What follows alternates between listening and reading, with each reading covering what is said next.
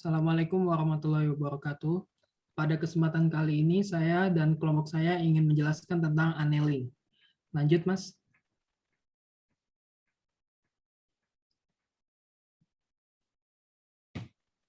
Perlakuan panas atau heat treatment. Heat treatment atau perlakuan panas adalah suatu proses yang dilakukan terhadap suatu material. Dalam hal ini berupa logam dengan maksud meningkatkan sifat-sifat material untuk kondisi operasional komponen. Selain itu, proses perlakuan panas adalah kombinasi dan operasi pemanasan dan pendinginan dengan kecepatan tertentu yang dilakukan terhadap logam atau paduan dalam keadaan padat. Sebagai suatu upaya untuk memperoleh sifat-sifat tertentu, proses laku panas pada dasarnya terdiri dari beberapa tahapan, dimulai dengan pemanasan sampai ke temperatur tertentu lalu diikuti dengan penahanan selama beberapa saat.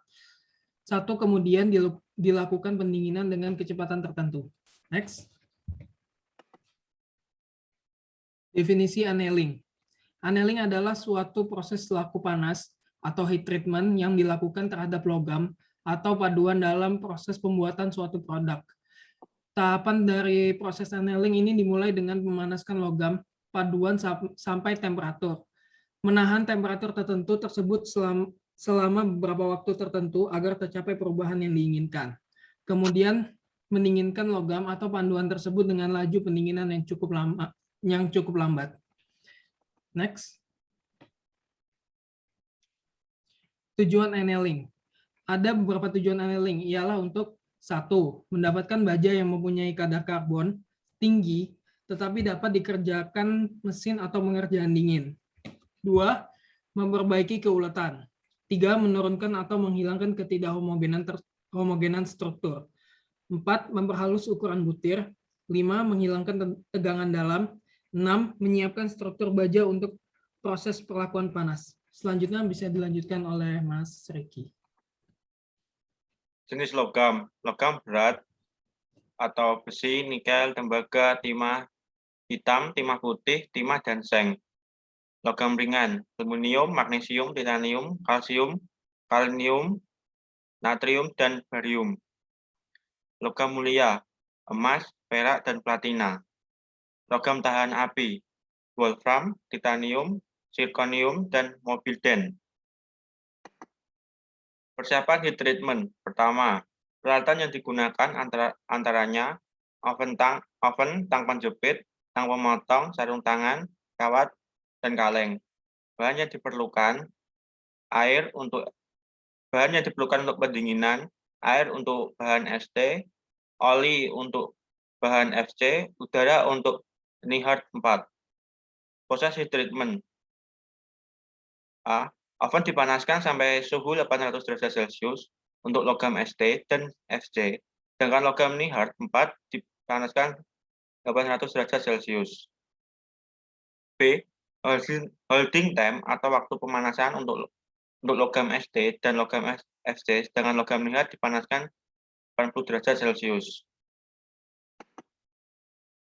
Proses heat treatment. Benda kerja dimasukkan ke dalam tungku pemanas atau kotak baja yang diisi dengan terak atau pasir yang dipanaskan.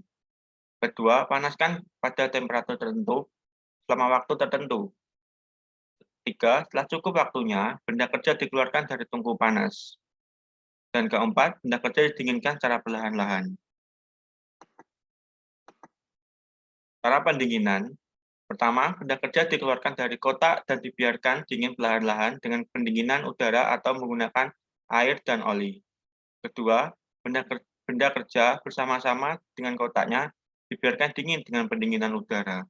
Selanjutnya akan disambung dengan Mas Septa. Proses finishing. Proses finishing setelah perlakuan panas ialah surface finish. Surface finish adalah istilah yang mengacu pada proses yang digunakan untuk mengubah permukaan logam dengan menambahkan, menghilangkan, atau membentuk kembali. Tujuannya untuk melindungi logam dan meningkatkan sisi estetika. Hasilnya tergantung pada metode finishing logam. Ada beberapa cara berbeda, yaitu untuk mencapai hasil yang sama atau serupa. Misalnya finishing logam yang melihat dari lapisan cat dapat dilakukan melalui unbleaching, powder coating, atau wet painting, yaitu lukisan basah. Hasilnya serupa tetapi tidak sama. Di antaranya banyak manfaat dari proses penyelesaian permukaan, yaitu 1. Meningkatkan ketahanan korosi, 2. Membantu adhesi atau daya rekat cat dan pelapis lainnya, 3. Menghilangkan cacat permukaan, 4. Meningkatkan resistensi terhadap bahan kimia, 5. Meningkatkan konduktivitas dan menambah konduksi listrik permukaan, 6. Meningkatkan kekuatan dan ketahanan pada penggunaannya, sementara efek gesekan diminimalkan atau meningkatkan estetika. Next. Diagram CCT dan TTT. Diagram CCT, diagram continuous cooling atau bisa disebut dengan diagram CCT, merupakan diagram yang menggambarkan hubungan antara laju pendingin kontinu dengan fasa atau struktur yang terbentuk setelah terjadinya transformasi fasa. Saat kondisi perlakuan panas sebenarnya, transformasi umumnya tidak terjadi saat kondisi informal, tetapi terjadi saat kondisi pendinginan yang terus-menerus. Continuous cooling contohnya di bawah. Gambar 2 menunjukkan diagram CCT untuk baja secara skematika. Terlihat bahwa kurva-kurva pendinginan kontinu dengan laju pendinginan yang berbeda akan menghasilkan fasa atau struktur baja yang berbeda. Setiap kurva pendingin, yaitu kurva A, B, dan C, memperlihatkan permulaan dan akhir dari dekomposisi austenit menjadi fasa atau struktur baja akhir. Next.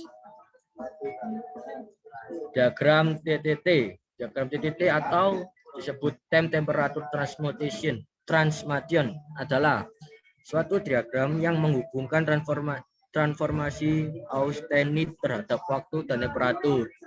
Jika dilihat bentuk grafiknya, diagram ini mempunyai nama lain, diagram S atau diagram C. Proses pelakuannya ialah bertujuan untuk memperoleh struktur baja yang diinginkan agar cocok dengan penggunaan yang direncanakan. Struktur yang diperoleh merupakan hasil dari proses transformasi dari kondisi awal. Proses transformasi ini dapat dibaca dengan menggunakan diagram fasa. Namun untuk kondisi tidak setimbang, diagram fasa tidak dapat digunakan. Untuk kondisi seperti maka digunakan diagram TT seperti di bawah. Ini. Diagram TT dapat dipelajari kelakuan baja pada setiap tahap perlakuan panas. Diagram ini juga dapat digunakan untuk memperkirakan struktur dan sifat mekanik dari baja yang sekuens dari temperatur autentisitasnya ke suatu temperatur di bawah A1. Diagram ini ditunjukkan dekomposisi austenit dan berlaku untuk macam baja tertentu. Dalam diagram TTT, sumbu horizontal adalah sumbu yang menunjukkan waktu yang diperlukan bagi perubahan transformasi austenit pada setiap suhu dalam sumbu vertikal, atau keadaan transformasi pada setiap perubahan suhu, persatuan waktu, atau kecepatan pendinginan. Pada proses pendinginan, lintasan mendatar dari sumbu tegak hingga garis S pertama sebelah kiri, menunjukkan waktu yang berlangsung hingga tercapainya awal terbentuknya austenit, sedangkan garis S ke dalam kanan menyatakan saat berakhirnya perubahan bentuk. Jarak mendatar antara kedua garis liku menyatakan jangka waktu proses perubahan bentuk. Kecepatan pendinginan makin lambat atau kecil semakin besar. Jarak mendatar antara kedua garis liku menyatakan jangka waktu proses perubahan bentuk. Kecepatan pendinginan makin kurang bawah, Mas. Makin lambat kecil, makin besar waktu yang ditunjukkan dalam sumbu tersebut atau makin ke kanan dalam diagram. Sekian dari kelompok kami. Mohon maaf bila ada salah kata atau kebisingan. Mohon maaf. Assalamualaikum warahmatullahi wabarakatuh.